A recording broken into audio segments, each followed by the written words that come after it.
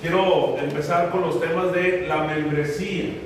Los temas que les voy a compartir, hermanos, son temas prácticos, no son teóricos. Es decir, hermanos, quiero que lo que aprendamos estos domingos que esté enseñando sobre la membresía sea algo, hermanos, que podamos poner como nuestra base eclesiástica o eclesiológica en la que podamos fundamentarnos en el tema de la membresía. Hoy, hermanos, esta predicación, la predicación que voy a dar el día de hoy, va a ser una introducción, como quien dice, de las demás predicaciones. Y a través de esta predicación, el día de hoy, voy a, en cierta manera, justificar, hermano, cómo la iglesia primitiva, hermano, tenía una membresía. Cómo la iglesia primitiva, hermano, tenía una eclesiología estructurada, formal, seria, hermanos. La iglesia tenía una membresía seria. Y el día de hoy, hermanos, la predicación tiene ese propósito. Ya empezando con el tema de la membresía, como lo dije, hermanos, esta predicación será como la introducción de las demás predicaciones que estaré compartiendo con ustedes sobre la membresía. El propósito es sencillo, hermanos, de este sermón. No es muy complicado, hermanos, no se pierda de este propósito. Darnos una pequeña idea de cómo eran los primeros cristianos, de cómo eran las primeras iglesias y sus miembros. Ese es el propósito del día de hoy, hermano. Que podamos darnos una idea general, porque de hecho durante todas las predicaciones que voy a estar compartiendo de aquí en adelante sobre la membresía, vamos a ir conociendo cuál era la conducta, el comportamiento, ¿sí?, la eclesiología de las iglesias primitivas o las primeras iglesias. Entonces, no se le olvide el propósito, hermanos, darnos una pequeña idea o una idea general de cómo eran las primeras iglesias en sus membresías o con sus miembros. Tal vez, hermanos, en alguna ocasión tú te has preguntado o nos hemos preguntado, hermano, ¿existían iglesias locales en el tiempo de las primeras iglesias? La iglesia primitiva, ¿existían iglesias locales? ¿O solo eran cristianos y ya, hermanos?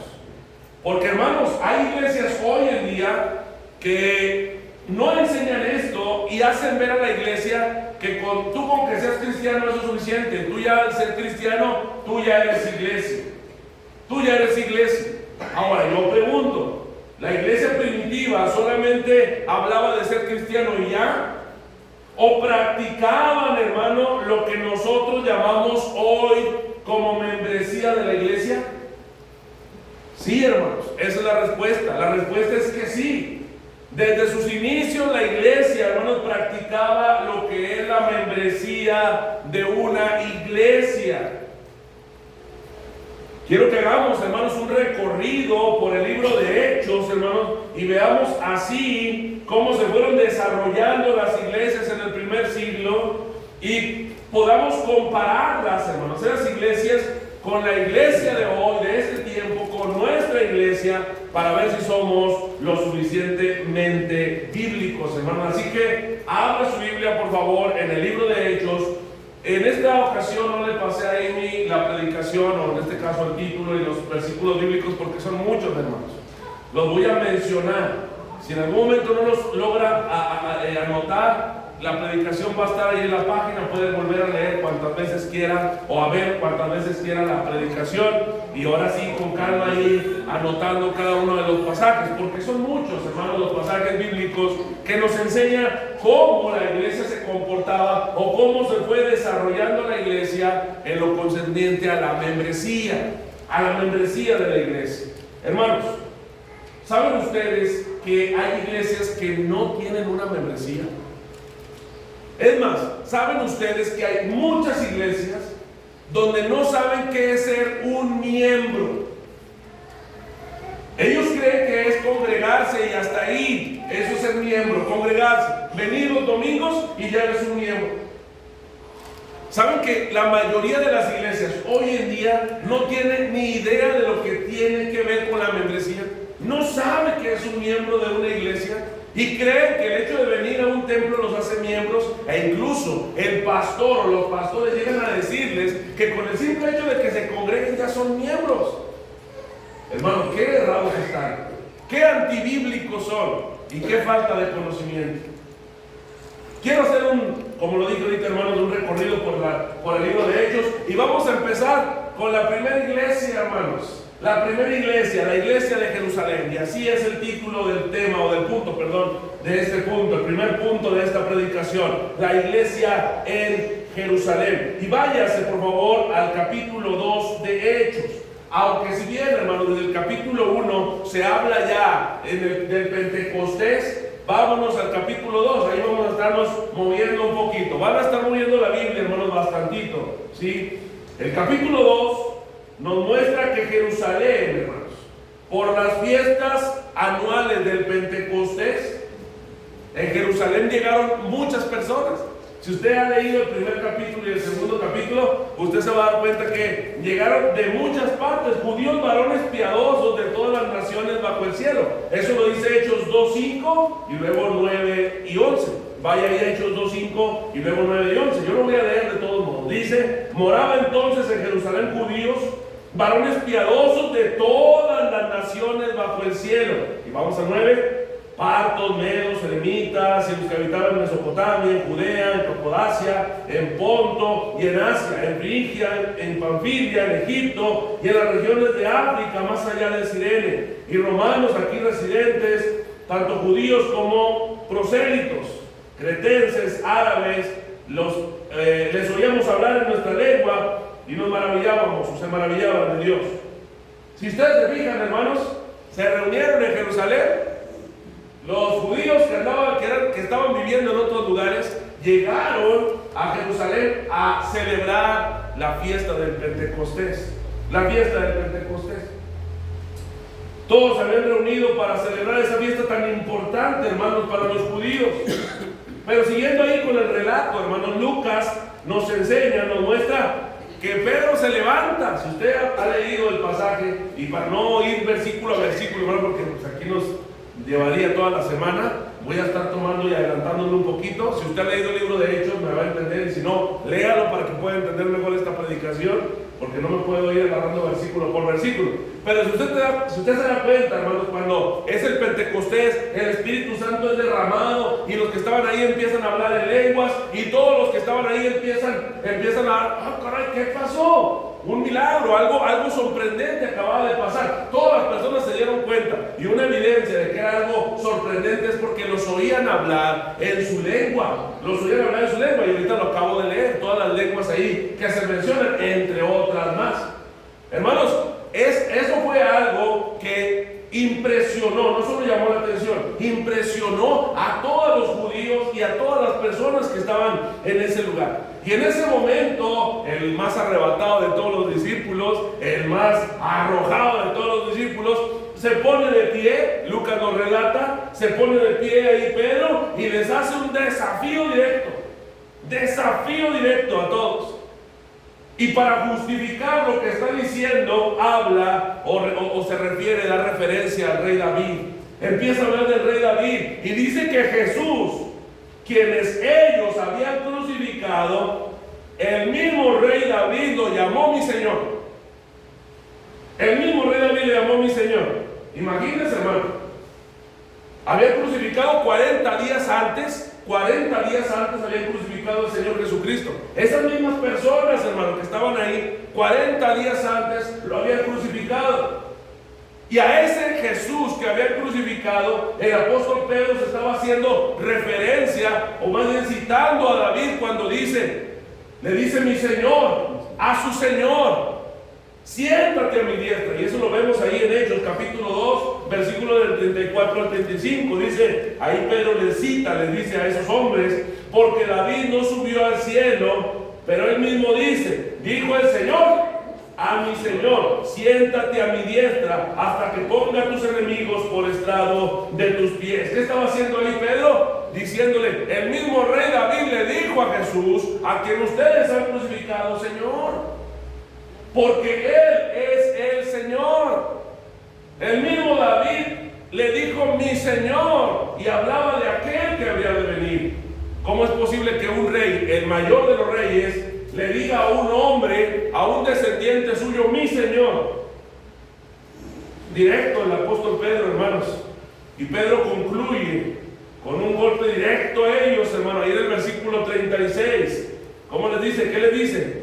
Sepan pues, ciertísimamente todos los de la casa de Israel, que a este Jesús, a quien vosotros crucificaste, Dios le ha hecho Señor y Cristo. Directo y a la cabeza, hermano, Pedro. Directo y a la cabeza. El desafío que hace Pedro, hermano, a toda la gente de ahí, funcionó. Esas palabras directas y duras del apóstol Pedro, porque los acusó, hermanos. Ahí no anduvo con que ustedes a lo mejor no crucificaron. No, a Jesús a quien ustedes crucificaron. Él fue claro, directo y a la cabeza, hermano. Pero este desafío que él hace funcionó. Porque ¿qué dice más adelante? Que le redarguyó. Las personas se compungieron de corazón, dice el versículo 37. Vaya al versículo 37. Dice ahí, y al oír esto, se compungieron de corazón y dijeron a Pedro y a los otros apóstoles, varones hermanos, ¿qué haremos? Hermanos, las palabras duras de Pedro compungieron a los hombres. Hermanos, imagínense la escena. Esos mismos hombres que habían crucificado al Señor 40 días atrás, estaban ahí. Ven un hallazgo sorprendente, hermanos. Y lo único que pueden pensar es, esto viene de Dios, porque nadie puede hacer eso.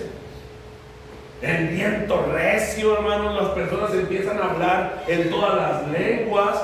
Es algo impresionante porque los conocían y decían, ¿y este cómo sabe? ¿Y este cómo habla mi lengua? Si no ha salido del quemado, casi le decían. ¿Este cómo sabe mi lengua? Ellos vieron que fue algo sobrenatural lo que pasó en ese lugar y que venía de Dios. Fíjense, hermano, vean, imagínense la escena.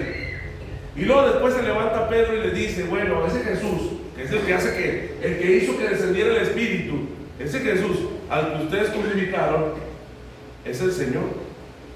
Imagínense, hermanos, ven la escena y dicen, esto viene de Dios. Y uno de los que está en ese momento hablando en lenguas, uno de los que está en ese momento haciendo el milagro, les dice, el Jesús que ustedes crucificaron es el Señor. Imagínense la culpa que han de haber sentido. Porque si algo se dieron cuenta es que Jesús era el Hijo de Dios y ese milagro lo corroboró. Si en la crucifixión, hermanos, muchos se dieron cuenta cuando se oscureció, ¿verdad? Los soldados, algunos que estaban ahí dicen, verdaderamente este era el Cristo, el Hijo de Dios. Pero otros no, hermanos, no lo percibieron, no pudieron darse cuenta de que se oscureció porque el Señor había oscurecido ese día, ese momento. Pero en el Pentecostés, hermano, cuando ven ese milagro y Pedro les dice, ustedes crucificaron a Jesús, imagínense, hermano, la culpa que han de haber sentido. ¡Ay, qué hicimos! ¿Qué hicimos? Matamos al Mesías, matamos al Cristo. Por eso es que dice la Biblia que se compungieron, hermano. Se redarguyeron. ¿Y saben qué es lo más interesante? Que no solo se compungen y llaman, sino que van más allá. Le dicen a los apóstoles, ¿qué tenemos que hacer? La hemos regado. La regamos. Como nunca. Como nunca. Hicimos lo malo 40 días atrás. ¿Qué tenemos que hacer? Y el apóstol Pedro, sin titubear, le responde, arrepentidos y bautícese cada uno de vosotros en el nombre de Jesús para perdón de pecados. Si quiero hacer un paréntesis aquí, hermanos, para que no pensemos que esta es la forma en que tenemos que bautizarnos, ni que tenemos que bautizarnos para ser perdonados de nuestros pecados.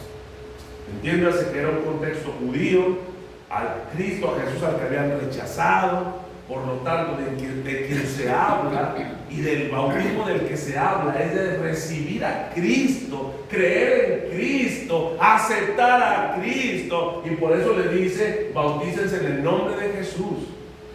Porque ese mismo Jesús habían rechazado. Entiéndase que ese es el contexto y no porque esa sea la fórmula en la que debemos de bautizarnos y que tenemos que hacerlo para que sean perdonados nuestros pecados. Claro que no es así. El apóstol Pedro les dice, arrepentidos y bautícense cada uno en el versículo 38. Perdón, hermanos, les dije que no se vayan moviendo, ahí vamos viendo los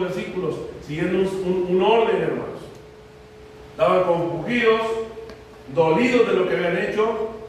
El apóstol Pedro les lanza el desafío, les dice, se compungen, les duele lo que hicieron, se arrepienten, preguntan, y el apóstol Pablo le dice: arrepiéntanse y bautícense. Si vemos ahí en el versículo 41, hermanos, unos versículos más adelante, sorprendentemente la multitud respondió a ese llamado de arrepentimiento. El versículo 41 lo dice, los que recibieron su palabra, es decir, ahí en ese momento, cuando Pedro les dice duro y directo, ¿fueron qué? Bautizados. Y se añadieron aquel día como 3,000 personas. Si vemos, hermano, un capítulo atrás, había un grupo reunido ahí de 120 personas, ¿sí? En el Pentecostés. Si usted se fija en el capítulo 15, capítulo 1, versículo 15, había 120 personas. Lo dice Hechos 1:15. En aquellos días Pedro se levantó en medio de los hermanos y los reunidos eran como 120 en número. Entonces eran 120 ahí. Ahora un capítulo después, es decir, en el capítulo 2 que acabamos de leer, 3,000 hombres más se añadieron. ¿A dónde se añadieron? A la iglesia de Jerusalén.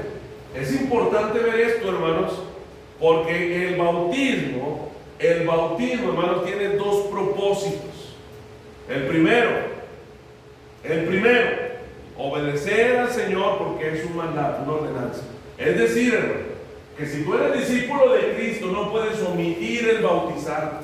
De hecho, ese es el mandato, la gran comisión.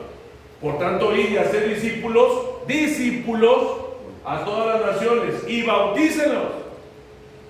¿Se entiende? O sea que para ser discípulo tenías que bautizarte. Es sinónimo de ser discípulo y de bautismo, hermano.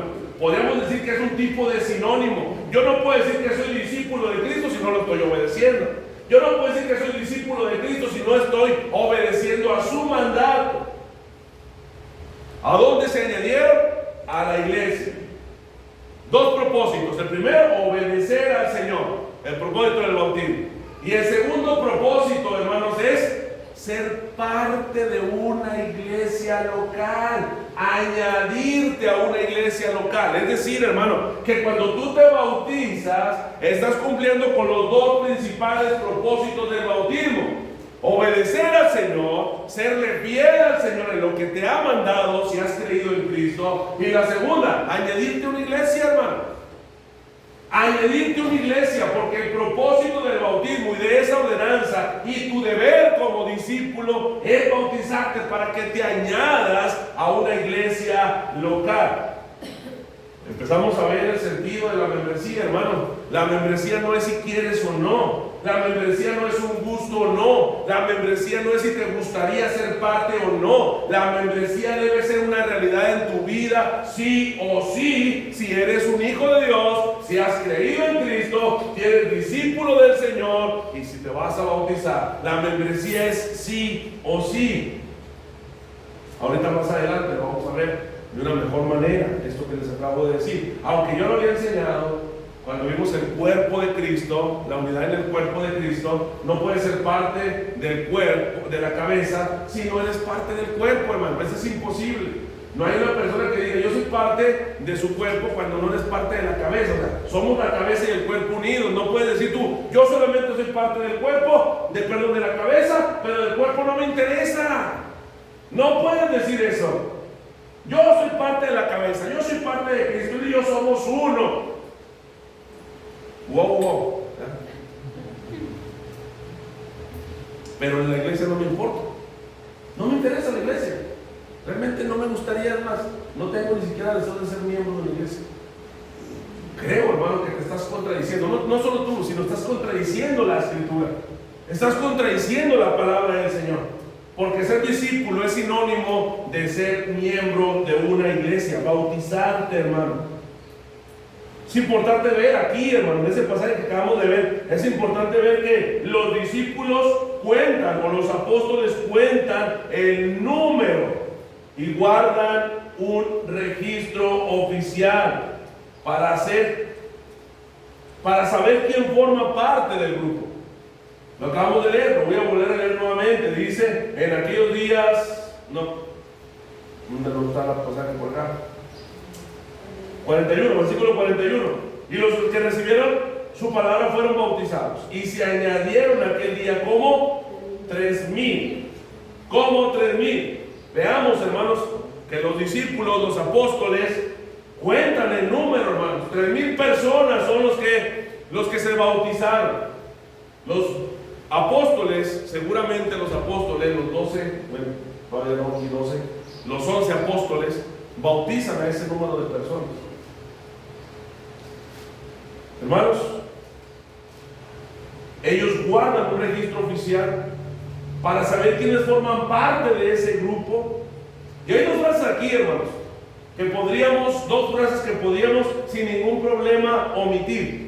Pero el Espíritu Santo no lo hizo así con un propósito, no las omitió. Por ejemplo, en ese pasaje, en ese versículo del 41, podrían omitirse fácilmente, se añadieron y 3,000 personas. Yo creo que podría ser suficiente con que el Espíritu Santo hubiera puesto y se bautizaron un gran número de personas y punto. No, de hecho sí lo hace más adelante. El Espíritu Santo dice que se añadieron un gran número de personas y era solamente decirlo así el Espíritu Santo. O sea, ¿por qué añadir una frase como se añadieron y como 3,000 personas? ¿Por qué poner esos dos datos, hermanos, aquí en la iglesia?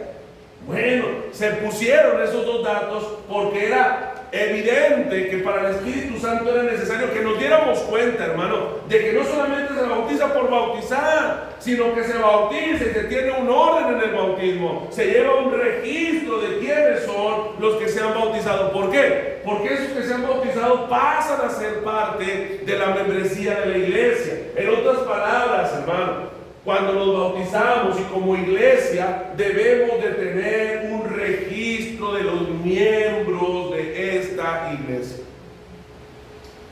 Tenemos un registro, hermanos, yo tengo ahí en la computadora porque una vez nos juntamos los hermanos por ahí una lista de los miembros. Pero vamos a hacer una lista de los verdaderamente miembros, hermanos. Porque a veces creemos que ser miembro solamente es venir al templo. Esa no es una membresía, hermano. Y poco a poco nos vamos a ir dando cuenta que la membresía va más allá de solo congregarte, hermano. Entonces, si no estás cumpliendo con los requisitos de membresía, ¿cómo puedes ser miembro de una iglesia local? Y no lo voy a decir solamente de palabra, hermano.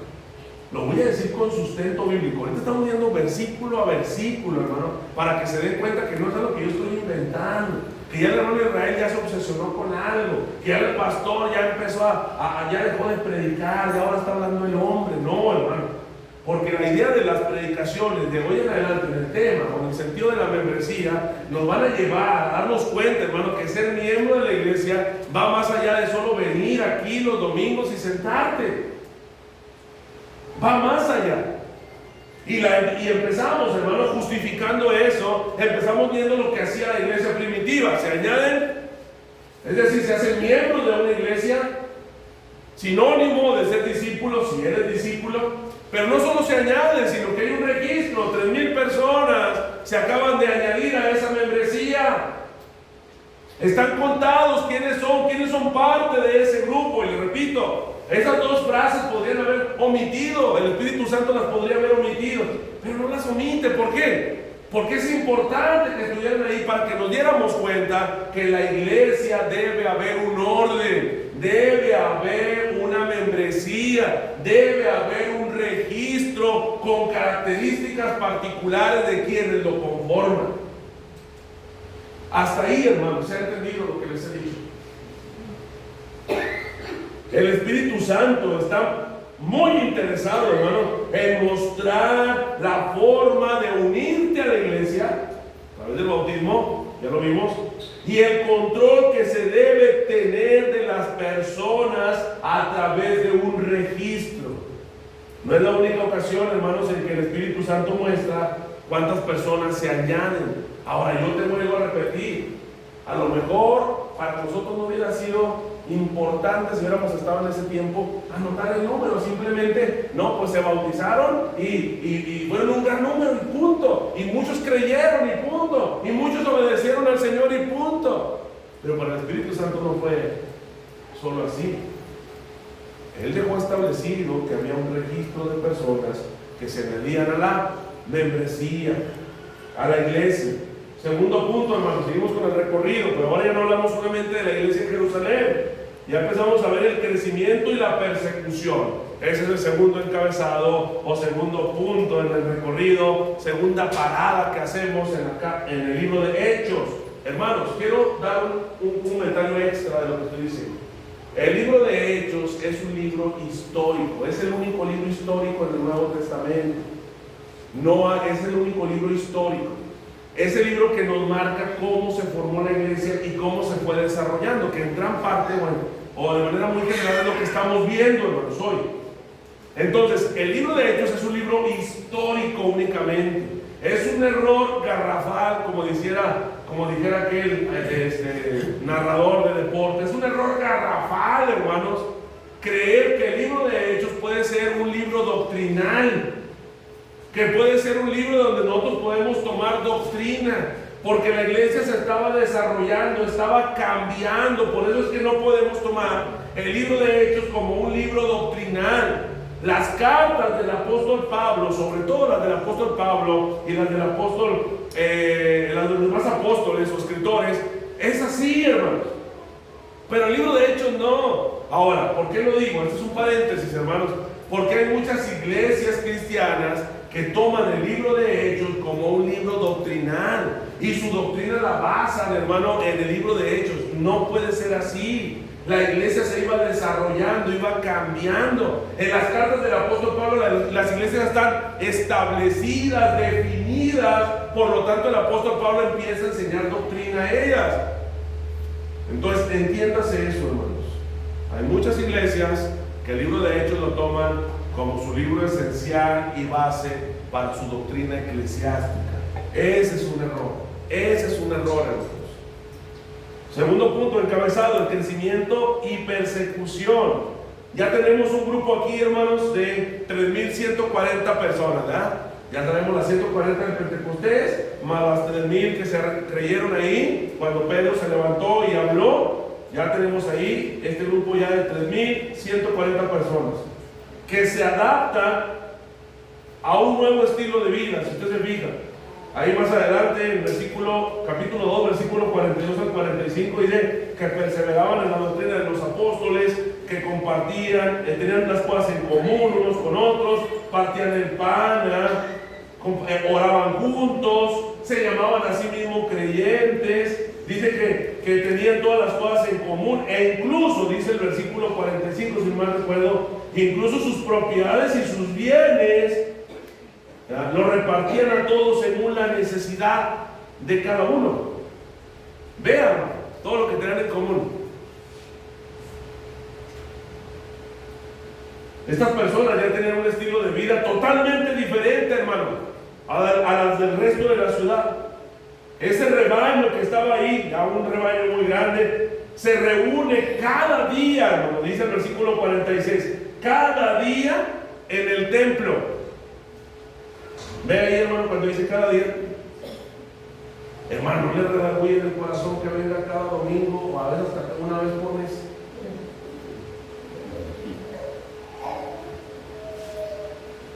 Dice cada día en el templo, y se dividía en grupos más pequeños. ¿En las qué?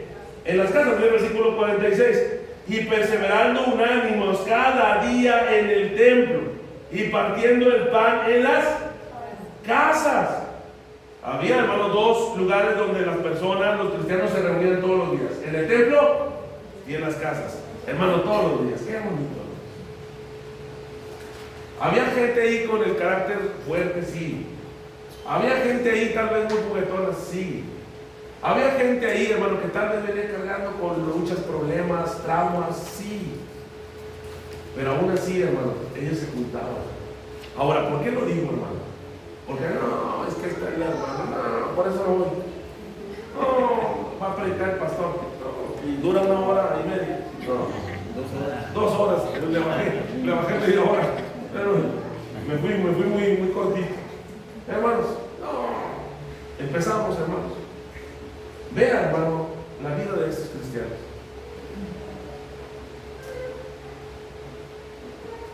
Más adelante vamos a hablar un poquito más sobre eso, hermanos. Vamos a plantear un poquito más sobre el tema de cómo era la vida de ellos. Avanzamos aquí, hermano, un poquito. Vemos que el grupo continúa creciendo. El versículo 47 dice: y el Señor añadía a la iglesia los que habían de ser salvos. Cada día los que habían de ser salvos. Pasa el tiempo, hermanos. Vámonos ahora al capítulo 4 de Hechos. Vamos recorriendo, conociendo la iglesia, las iglesias primitivas o las primeras iglesias. Hechos capítulo 4, versículo 4. Dice: pero muchos de los que habían oído la palabra, ¿qué dice? Creyeron. Y el número de los varones era como de 5,000 personas. Si vemos ahí, muchos más, empieza a crecer, empiezan a dar el mensaje, muchos creen en el Evangelio y nuevamente empieza el registro, empieza a ser registrado por los apóstoles. Y aquí dice que solamente de varones eran 5,000 personas más. 5,000 personas más. Hermanos, escuchen esto, En el momento, seguramente en el momento lo registraron. Pero si solamente eran 5,000 hombres, más las mujeres, no vamos a poner niños, hombres y mujeres, era un número muy grande. Pero ellos tenían la intención de registrar, tener un registro. Probablemente las personas iban a estar ahí, se iban a ir, ya no iban a estar más ahí. Pero ellos tenían un registro. Si no podemos registrar a todos, los varones tienen que ser registrados. Podría parecer, hermanos, que el Espíritu Santo está solamente interesado en aumentar su registro oficial. O podríamos a lo mejor decir que Lucas estaba obsesionado con el número de los miembros porque se la pasa registrando y registrando las cantidades. ¿Ya? No son necesarias, podríamos decir. ¿Para qué queremos una cantidad? ¿Qué nos interesa cuántos eran, hombre? Con que nos digan que hubo muchos, con que nos digan que se convirtieron, creyeron y se bautizaron, ¿era suficiente? ¿Por qué poner una cantidad? ¿Por qué Lucas tenía esa obsesión de poner, eran 120, eran 3,000, eran 5,000 y se la pasa registrando? ¿Por qué? ¿Por qué esa obsesión? No era obsesión de Lucas, hermano. Y tampoco era una obsesión del Espíritu Santo, así como obsesión. Era dejar un registro para que nosotros aprendiéramos de ellos y pudiéramos tener también un registro como miembros. De hecho, no es así, hermano, y tan no es así que vemos ahí más adelante en Hechos 5, del 1 al 11. No lo vamos a leer porque está muy largo, pero lo voy a decir. Es la historia de Ananías y Zafira. ¿La han leído?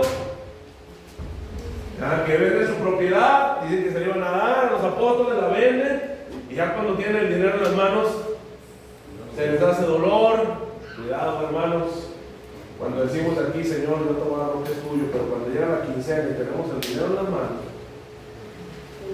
y se nos hace dolor. Mi vida es tuya, Señor. Como dijo el hermano hoy en la mañana, el hermano Suquén, me dio mucha risa la verdad. Tú eres mi rey, el domingo, mi rey soberano, como ese canto de Jesús es mi rey, hasta lo cantamos. Pero de lunes a sábado cantamos: pero sigo siendo el rey. O sea, el domingo Jesús es mi rey soberano, pero de lunes a sábado, pero sigo siendo el rey. Hermanos, miren lo que pasó con Ananías y Zafira. El apóstol Pedro le dice: pues, ¿qué no te costaba solamente con no decir nada, hombre? Véndelo para ti, tú hubieras quedado con todo. ¿Para qué quieres levantarte el cuello? Que voy a vender una propiedad y la voy a entregar, y cuando tengo el dinero en las manos me duele, agarro una parte y te entrego solo una parte. Y al final, ¿qué pasó? Llega, le pregunta a Pedro, ahí caen los pies el Ananías. Y poquito tiempo después, ahí viene Zafira haciendo exactamente lo mismo, ¡pum! Dice que los jóvenes que estaban ahí acaban de enterrar a Ananías, cuando cae ahora Zafira, y ahora iban a enterrar, imagino, los jóvenes de ahí. ¡Ay, estos hermanos! No, déjame descansar. Veremos que a ver, nadie más nos va a morir hoy. Hermanos, esta es una enseñanza para nosotros. Y es realidad, porque eso es lo que hay en nuestro corazón, no más con Zafira y Ananías. Jesús es mi Señor y yo le doy todo, todo lo que yo tengo es tuyo, Señor. Y llega la quincena, llega el mes y no lo vemos. Ay, no, pues dale 100 pesos nomás. Oh, no. Vean la conducta, cómo empieza la iglesia. Hermanos, saben ustedes, y lo voy a decir esto como paréntesis también, pero saben ustedes, lo voy a decir así, que el Señor no necesita ni un peso suyo. Vea todo lo que hay alrededor suyo, y no solo en México, en el mundo entero, es de Él. Y tan fácil como hacer que aparezca una cuenta, tan fácil como hacer que aparezca un tesoro, tan fácil como hacer que un hombre millonario venga y nos traiga dinero, tan fácil como hacer lo que Él quiere. ¿Sabes por qué lo hace? Para probarnos. Si le vas a dar de lo que Él te ha dado. Así que cuando tú no le das lo que Él te ha dado, hermano, Él te está probando. ¿Sabes qué? Está haciendo falto, está siendo pesado en balanza y está haciendo falto. Y en su momento, en su día, ahí registrado todo lo que está siendo registrado, sean buenos, sean malas, las obras que hagamos, un día el Señor te lo va a decir.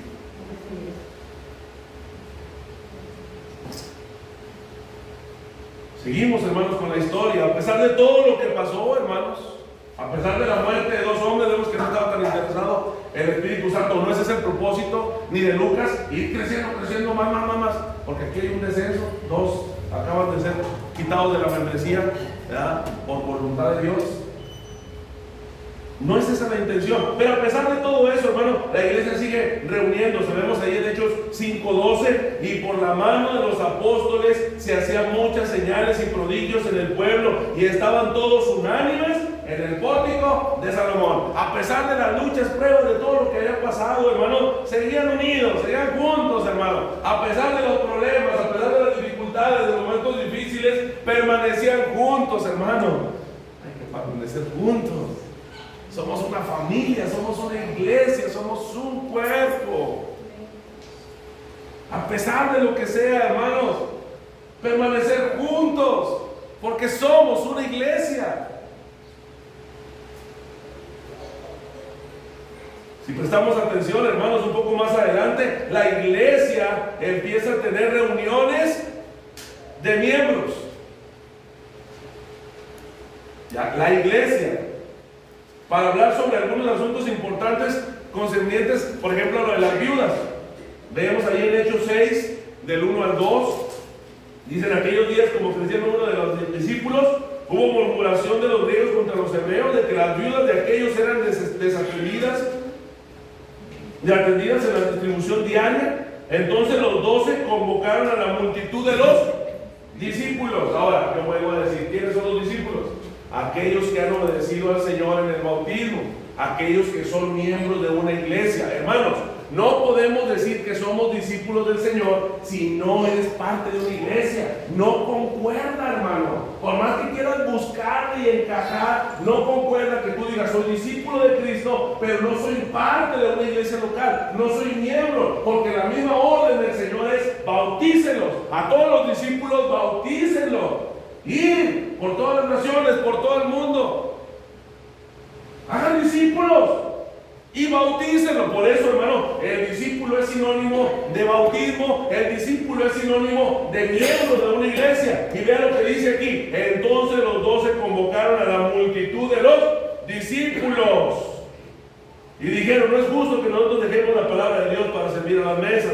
¿Qué aprendemos de esto, hermanos, o de aquí? Que la iglesia, es decir, los miembros activos, los miembros, se reúnen para tomar decisiones importantes. Eso es lo que aprendemos ahí. Vemos cómo los apóstoles reúnen a todos los miembros de la iglesia, a todos los discípulos, para tomar una decisión importante. Porque esto solo compete a los miembros, hermano. Cuando hay que tomar decisiones como iglesia, y sobre todo decisiones importantes, los que están únicamente facultados para tomar decisiones y ser parte de las decisiones y tener voz y voto en los acuerdos son los miembros de la iglesia, los discípulos del Señor. No puede aquí una persona que no es miembro de la iglesia decir, yo propongo que sea esto. Y de hecho ahorita al final, hermano, vamos a proponer algunas cosas. Les voy a pedir a los que no son miembros que no levanten su mano, porque esto es concerniente únicamente a los miembros. Hermano, no es por ser excluyente, no es esa la intención al decirles esto, hermanos. La intención es que nos demos cuenta de que eso es parte de la responsabilidad y el privilegio de aquellos que somos miembros de una iglesia local. Y esto no lo digo yo, léalo, hermano. Aquí lo acabamos de leer, Hechos 6 del 1 al 12. ¿A quiénes convocó el apóstol Pedro, los discípulos? A los apóstoles, perdón, a los discípulos, a los miembros de la iglesia, para tocar ¿qué tema? El asunto de las viudas. Y ahí, en esa reunión, salieron los ¿qué? 7 diáconos. Los diáconos. Ahí se tomó en cuenta, hermano, la iglesia votó, tomó decisión, los miembros, y salieron los diáconos. Ese es el orden, hermanos. ¿Les gustaría tener decisión y poder? Porque acuérdense que la iglesia tiene poder para tomar decisiones. Lo veíamos, hermanos, así ya también algunos meses atrás. Tiene que ser miembro de la iglesia. Les dije, hermanos, que la membresía va más allá de solo reunirte el domingo, sentarte el domingo, hermano, va más allá.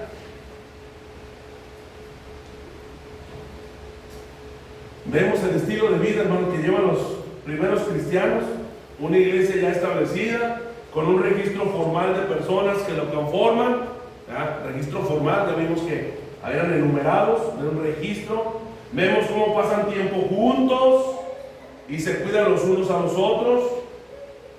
Su comunión, hermanos, era tan, pero tan notable en Jerusalén, que incluso los alababan. Dice Hechos 5:13, de los demás ninguno se atrevía a juntarse con ellos, mas el pueblo los alababa grandemente.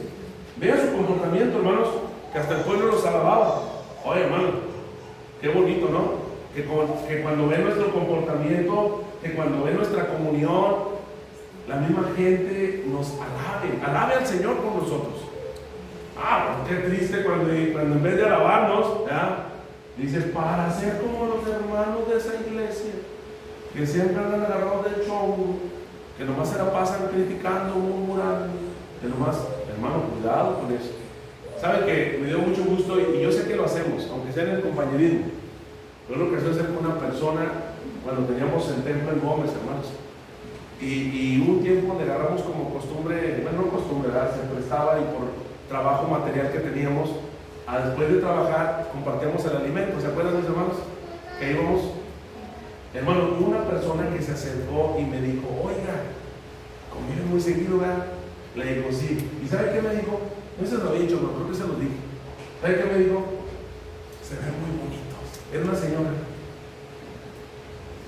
Hermano, porque estamos conviviendo, platicando, reímos como hermanos. Ayer aquí mismo teníamos una plática, estábamos todos platicando de una manera hermosa. Pasa la gente, hermano, nos ve, y yo sé que al momento de vernos y ver que somos uno, y ver la comunión que tenemos, la hermandad que tenemos, el compañerismo que tenemos, hermano, la gente también ve y se queda sorprendida y dice, ay, porque hay gente que hasta llega a decir, yo quisiera ser como ellos, y se lo digo, hermano, porque también me lo dijeron en una ocasión del quemado. A mí me gustaría ser como ustedes, pero yo no puedo juntar a nadie. Hermanos, vean el ejemplo aquí en Hechos, cómo eran alabados, dice aquí, cómo el pueblo mismo, hermano, alababa al Señor por ellos.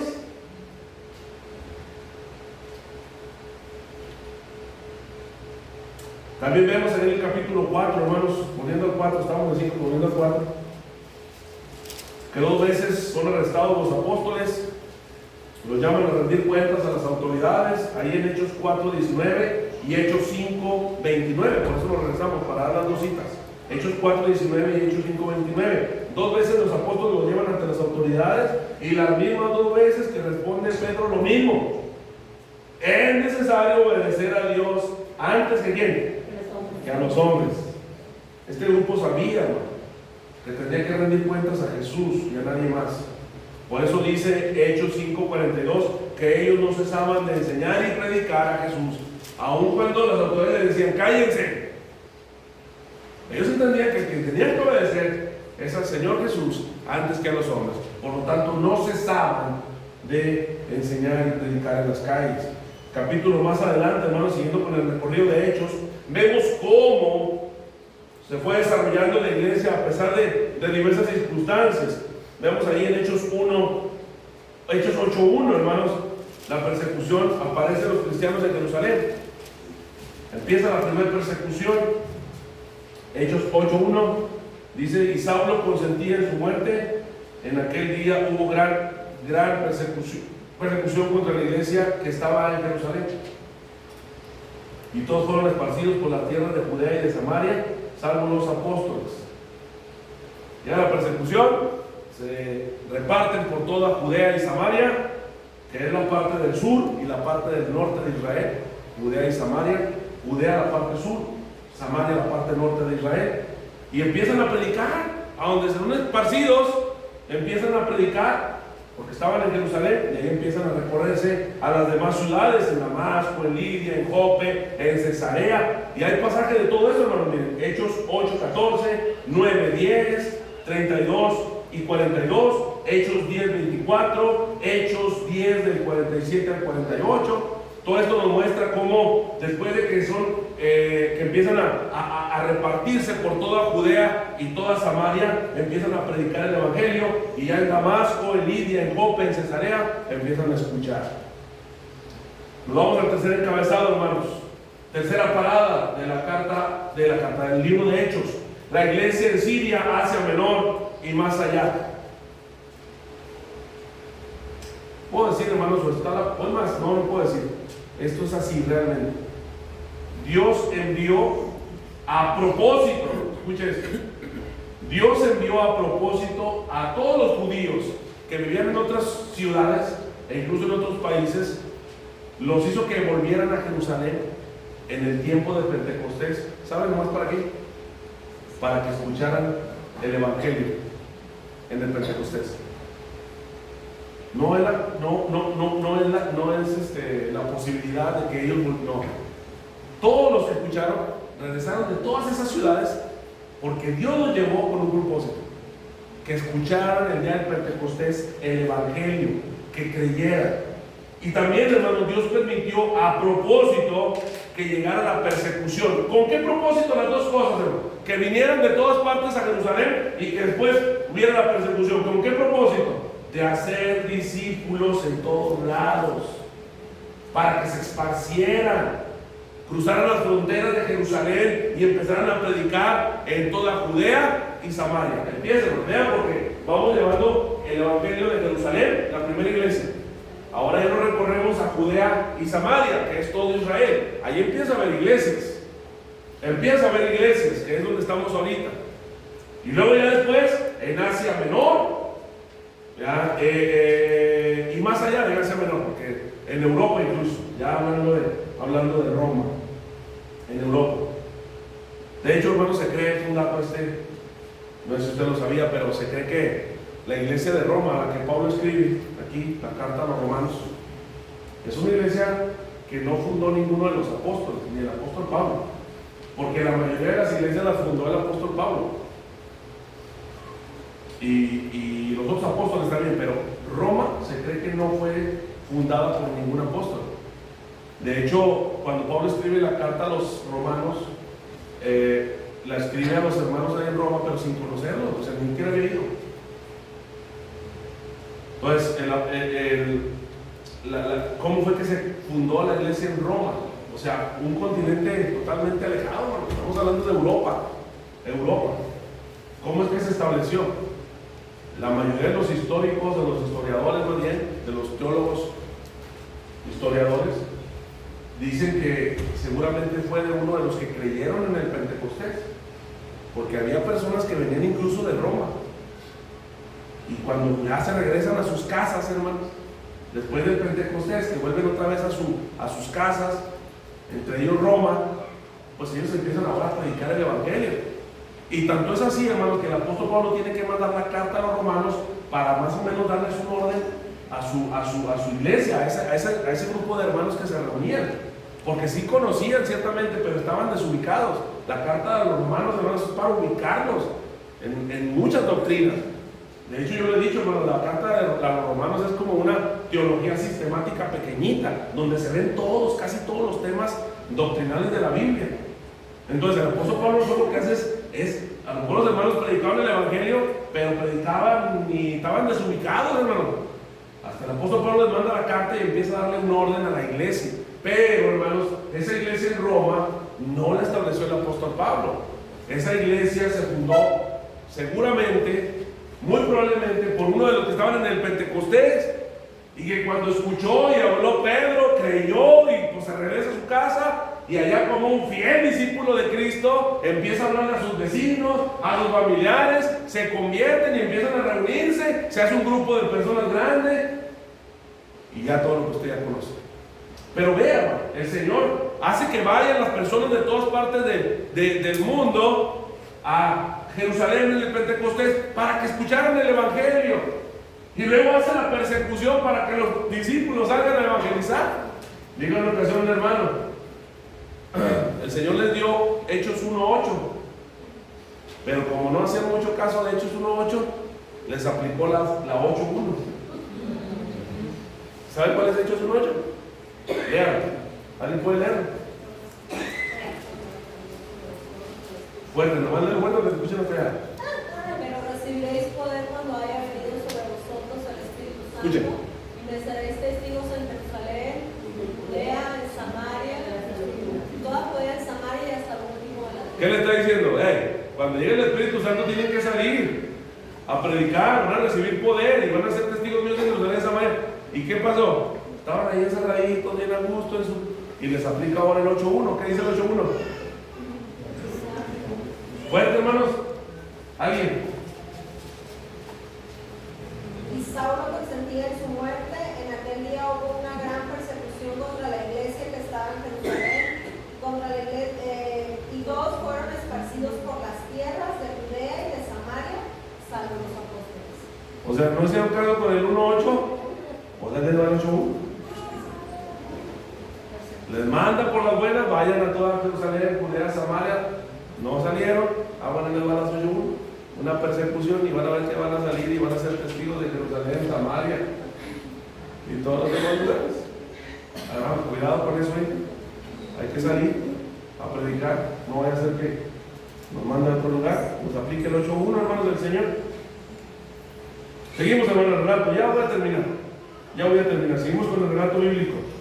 Hechos 11, hermanos, vemos que los que habían sido esparcidos por causa de la muerte de Esteban, todos ellos compartían el evangelio.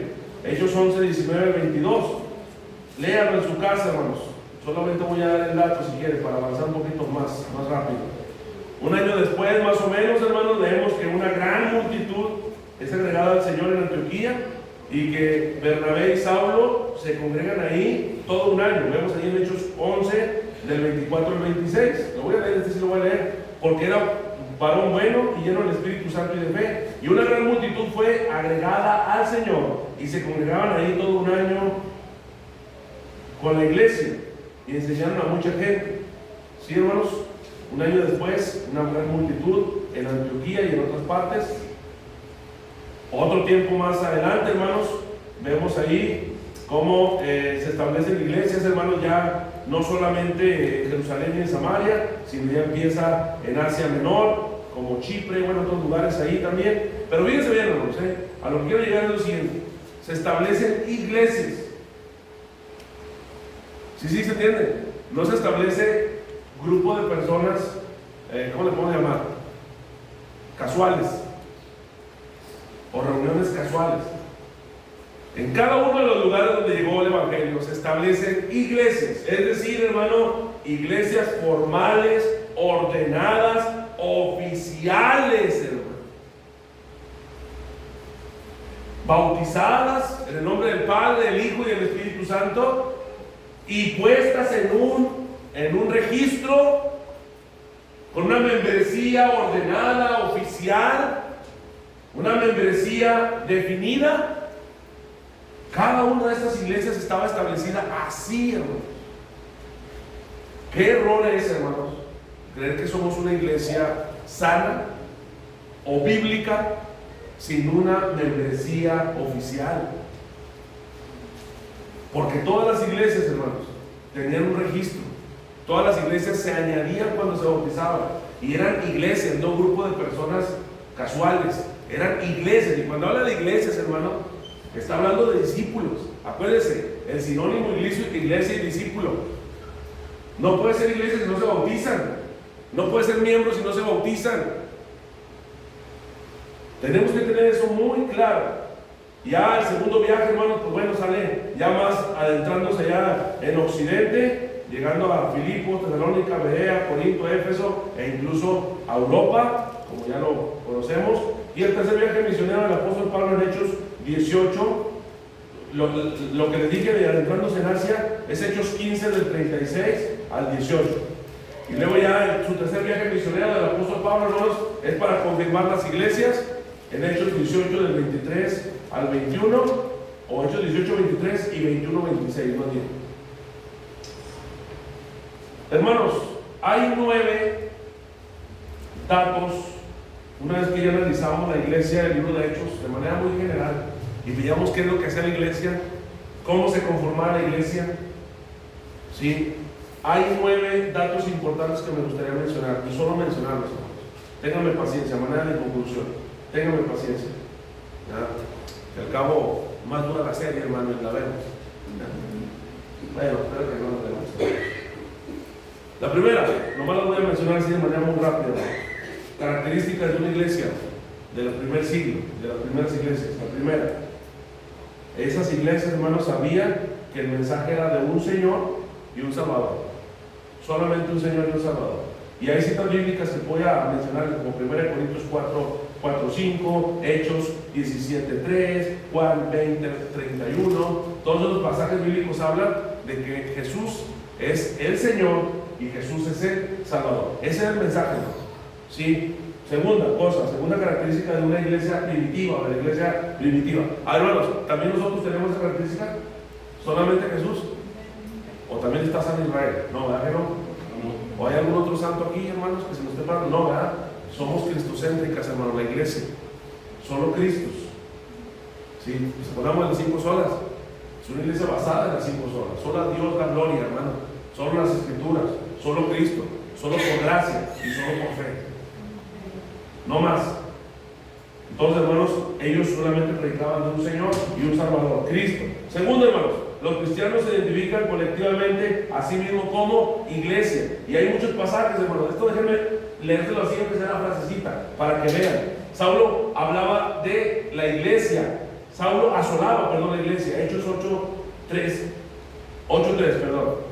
Llegó la noticia de estas cosas a oídos de la iglesia. Hechos 11:22. Se congregaban ahí Bernabé y Saulo todo un año con la iglesia. Hechos 11:26. Herodes echó mano a algunos de la iglesia para maltratarles. Hechos 12:1. La iglesia hacía sin cesar oración. Hechos 12:5. Habiendo llegado y reunido a la iglesia, refirieron con gran gozo las cosas que había hecho Dios con ellos. Hechos 14:27. Habiendo sido encaminados por la iglesia. Hechos 15:3. Llegando a Jerusalén fueron recibidos por la iglesia. Hechos 15:4. Y puedo hablar muchos pasajes más, hasta ahí lo voy a parar.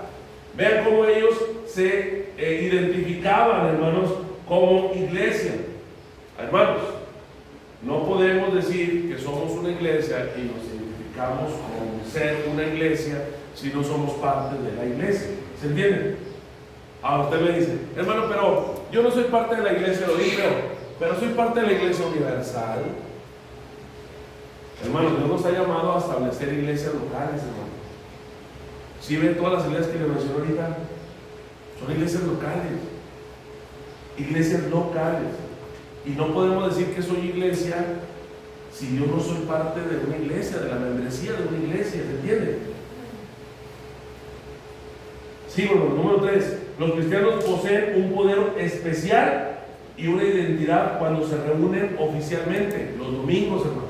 Por eso yo les decía, hermanos, no es bueno que el domingo lo usemos para otra cosa más que reunirnos oficialmente, para reunirnos por alabar al Señor y escuchar la palabra del Señor, adorar juntos al Señor. ¿Por qué? Los cristianos poseen un poder especial y una identidad cuando se reúnen oficialmente. Esto lo vemos ahí en 1 Corintios 5:4. Búsquenlo, por favor, es decir, búsquenlo, hermano, porque no quiero que vaya a decir, caray, hermano, está siendo supersticioso y místico. ¿Qué poder tenemos? La Biblia lo dice, hermano. 1 Corintios 5:4. Más adelante lo voy a mencionar así rápido, cuál es el poder que tenemos. Dice 1 Corintios 5:4, en el nombre de nuestro Señor Jesucristo, reunidos. ¿Lo dice? ¿Con el qué? Con el Espíritu. Con el poder de nuestro Señor Jesucristo. Es decir, cuando nos reunimos en el nombre del Señor Jesucristo, nos reunimos con el poder del Señor Jesucristo. ¿Lo pueden entender eso? Ahora, ¿poder para qué, hermanos? ¿Para hacer milagros, tumbar gente y hacer...? No. Ese no es el poder que recibimos, hermano. No nos salgamos del contexto. El poder, hermano, que recibimos es, como lo dice el mismo en Corintios más adelante, el poder para tomar acuerdos. Ese es el poder. Si esta asamblea se reúne y el poder que tiene, hermano, sobrenatural, bueno, no sobrenatural, especial, es para poder tomar decisiones, tomar acuerdos, hacer declaraciones en el nombre de Jesús. Ahora, ¿cuál declaración? No que declaro que hoy voy a victoria. No, hermano, esas no son declaraciones. La declaración tiene que ver más con disciplina. El hermano se disciplina hoy, hermano. La iglesia te disciplina en el nombre de Jesús. Esa es la declaración. O la iglesia te levanta, te restaura en el nombre de Jesús. Esas son las declaraciones. No declaraciones de que declaro, y declaro que 1 millón, y declaro una Tacoma. No, hermano. No son esas las declaraciones. La declaración tiene que ver con el orden de la iglesia, específicamente con la disciplina.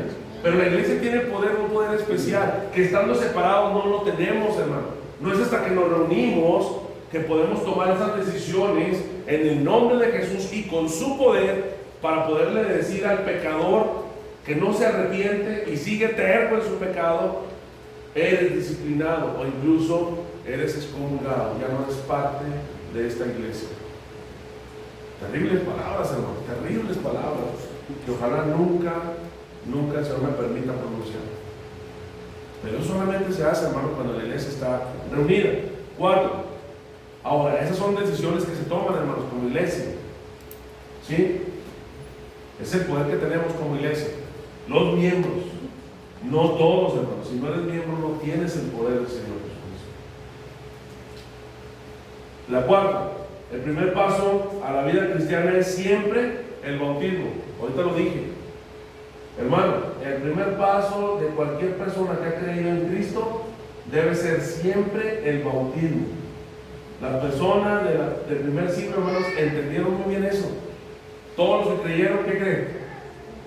Se bautizaban. Ya lo había enseñado en una ocasión. Lo voy a otra vez así de manera rápida a mostrar. Miren, arrepentidos y bautícense cada uno de vosotros. Hechos 2:38, ya lo leí. Los que recibieron su palabra fueron bautizados. Hechos 2:41. Pero cuando creyeron a Felipe, que anunciaba el evangelio del reino de Dios, y en el nombre del Señor Jesucristo se bautizaron hombres y mujeres. Hechos 8:12. Al momento le cayeron de los ojos como escamas, se levantó y fue bautizado. Hechos 9:18. Enseguida se bautizó él con todos los suyos. Hechos 16:33. Y muchos de los corintios, oyendo, creían y eran bautizados. Hechos 18:8. Ahora pues, ¿por qué te detienes? Levántate y bautízate y lava tus pecados invocando su nombre. Hechos 22:16. Y hay más citas bíblicas, hermanos. ¿Cuál? Muchas más citas bíblicas de que todos los que creían se bautizaban. Entonces, ¿cuál era una de las prácticas en la iglesia? La primera iglesia tenían, hermano, como su vida cristiana y como prioridad. Siempre, una vez que creían, las personas eran ¿qué? Bautizadas. Un paso de la vida cristiana es siempre el bautismo. El primer paso, no un paso. El primer paso de la vida cristiana es siempre el bautismo. Cuidado también con eso, hermanos. 5, hermanos. A los cristianos se les llama a separarse del mundo. y no asociarse oficialmente a Él. Es un tema que sí quiero hablar un poquito, hermanos, no mucho, pero quiero mencionarlo de manera rápida. Aquí el apóstol Pablo, por el punto que acabo de decir, repito, a los cristianos se les manda separarse del mundo y no asociarse oficialmente con Él. Aquí el apóstol Pablo, hermano, no está prohibiendo las relaciones con los no creyentes. No malentendamos ese punto. No, él no lo está prohibiendo. De hecho, hermanos, sería un error. Él mismo dice que, pues si eso fuera así, no tendríamos que salir del mundo. Vamos a 1 Corintios 5, 9 y 10, hermanos. Ya voy a acabar. 1 Corintios 5, 9 y 10. Porque hay algunos asuntos que hay que platicar. ¿Ya lo tiene 1 Corintios 5, 9 y 10? Amén. Dice: os he escrito por carta que no os juntéis con los fornicarios, no absolutamente con los fornicarios de este mundo, o con los ávaros, o con los ladrones, o con los idólatras, pues en tal caso os sería necesario salir del mundo. ¿Se entiende eso? El apóstol Pablo dice: no te juntes con los fornicarios, pero no está hablando con los fornicarios de allá de afuera. Los ellos viven así porque es su naturaleza, ¿se entiende? No se podría decir que no te juntes con ningún fornicario porque tendrías que estar en tu cuarto encerrado sin tener contacto con nadie de afuera. Allá en el mundo eso es lo más normal, el ser fornicario, el ser idólatra. ¿Cuál otro dice aquí? El ser avaro, el ser ladrón y todo eso. No, a lo que se refiere es que no te juntes con los ladrones, fornicarios, todos los que mencionan ahí, pero que se dicen ser creyentes, hermano. ¿Se entiende? Hermano, cuidado, cuidado. ¿Conocemos a nuestros hermanos? ¿Conoces a tus hermanos? Voy a volver a leerlo. Os he escrito por carta que no os juntéis con los fornicarios. Y no habla de los de afuera, ¿no? Los de afuera, ellos viven así, por default. Ve lo que dice: no absolutamente con los fornicarios de este mundo, o con los ávaros, o con los ladrones, o con los idólatras, pues en tal caso os sería necesario salir del mundo. A lo que se refiere el apóstol Pablo son a los que se dicen ser cristianos y son fornicarios, son idólatras, son ávaros, son ladrones, son todo lo que acaba de decir. Hermano, si tú te has dado cuenta que un hermano está en pecado de esa manera, tu responsabilidad es amonestarle. Si después de amonestarle y aún después de disciplinarlo, él no ha entendido, hermano, la Biblia te dice que no te juntes con él. Ay, hermano, pero hablé como los colombianos, ¿no? Ay, hermano, pero ¿cómo? Si es mi hermano y lo amo en Cristo. La Biblia te dice que no te juntes con él. Pero ¿cómo voy a dejar de hablarle, hermano? Si pues lo amo, del amor. Hermano, la Biblia dice que no te juntes con él. ¿Cómo se va a dar cuenta él de su error? Si sigue viviendo igual, en pecado o no en pecado, le sigues hablando igual. ¿Cómo va? Fíjense cómo la persona que fornica con su madrastra, el apóstol le dice: sáquenlo. Es drástico. Y no se juntaban con él, hermano, para que le calara la soledad y sintiera la necesidad de volver a la iglesia arrepentido, hermano. Pero si el hermano comete pecado y todavía vas y lo ves, y un abrazo, con esta chica, qué bueno que viniste, no, la paz de Cristo para ti, todo lo que tú quieras. El hermano le dice: pues sigo pecando, no me hablan igual, me siguen tratando de la misma manera. No, disciplínenme las veces que quieran. El apóstol Pablo dice: no le hables, no te juntes con él. Aunque parezca duro, hermano, pero esto es así. Si él sigue obstinado en estar pecando, no debes de juntarte con él. Ni aunque te invite, hermano, veas, no, hermano, no, ahorita no puedo hacer eso. Y eso, ya llamarle hermano a una persona que se ha puesto en rebeldía con la palabra y con el Señor mismo, hermano, está muy en duda decirle hermano a una persona que ha llegado hasta el último extremo y ha preferido seguir su necedad, su pecado, por obedecer al Señor. Ahora, no estoy diciendo que no le llamen, pero sí hay que evaluar mucho eso, hermanos. Espero hayan entendido la idea de esto, hermanos. 6, ya que estoy por terminar. La vida de la iglesia local es moldeada moldea a sus miembros y la dirige. La vida de la iglesia local moldea a sus miembros y la dirige. Vea, hermanos, vea esto. Las personas eran bautizadas, creían en la palabra y eran bautizados, y luego eran añadidos a la iglesia. Entonces recibían enseñanza de los apóstoles, ¿verdad? Todo eso lo hemos visto en Hechos 2. Y a partir de ahí, hermanos, los creyentes orientaban sus vidas alrededor de otros miembros de la congregación. Hermano, hermano, la vida de los creyentes circulaba alrededor de la iglesia. Miren, hermanos, es bien triste, y lo voy a mencionar esto un poquito más de seriedad. Ver, hermanos, que la iglesia es una opción en su vida. Bien triste, porque ese no es el ejemplo de la iglesia de Cristo. Que si tengo tiempo, voy. Que si me queda tiempo, voy. Que si no se me atraviesa un partido, cualquier cosa, voy. Que si no llega mi familia, voy. Que la iglesia es una opción y no como nuestra obligación principal, hermano. Vea cómo la iglesia cambió por completo su forma de vivir. Y todo lo que rodeaba a los hermanos era la comunión que había con otros creyentes. Todo lo que la iglesia hacía es estar en comunión y en relación con los demás cristianos, con los demás creyentes. Dice aquí, hermanos, en Hechos 2, dice que comían juntos, que oraban juntos, que se iban al templo juntos, hermanos, que repartían los bienes juntos, hermanos, se la pasaban juntos. Iban al templo juntos el día del Señor, el lunes, porque empezaron a reunirse el día lunes, hermano. Ya después les voy a enseñar por qué es el domingo, el día del Señor, y por qué no debemos de hacer otra cosa ese día, hermanos. ¿Por qué no es correcto, hermano, hacer otra cosa ese día, el domingo? Ya más adelante también lo voy a predicar. Hermanos, qué triste es ver que hay personas que la iglesia es su opción 2 o hasta 3 o la última. Que es solo una opción más.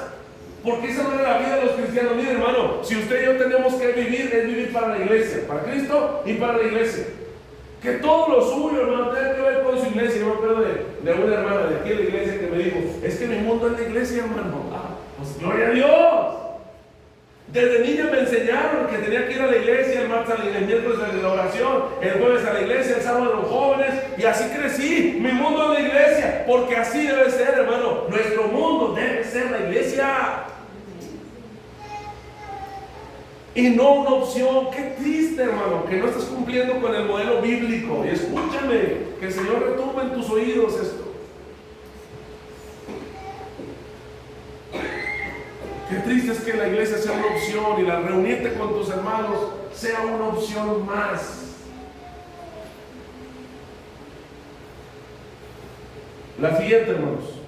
Hay muchas citas bíblicas de cómo la iglesia nos muestra cómo se reunía todos los días y a cada momento. Se reunía. Está Romanos 12, del 1 al 16.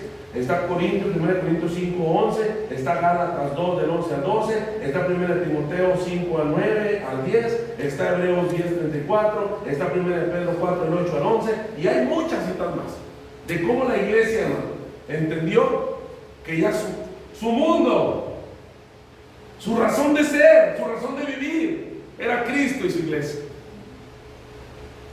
En la mañana les ponía una imagen. Porque muchas veces no tenemos deseo ni hambre del Señor, porque estamos bien llenos del mundo, hermanos.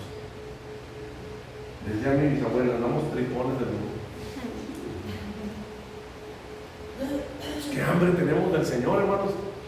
Si ya estamos esperando el mundial para faltar, o estamos esperando el trabajo para faltar, o estamos esperando a la familia que va a llegar en Semana Santa para faltar.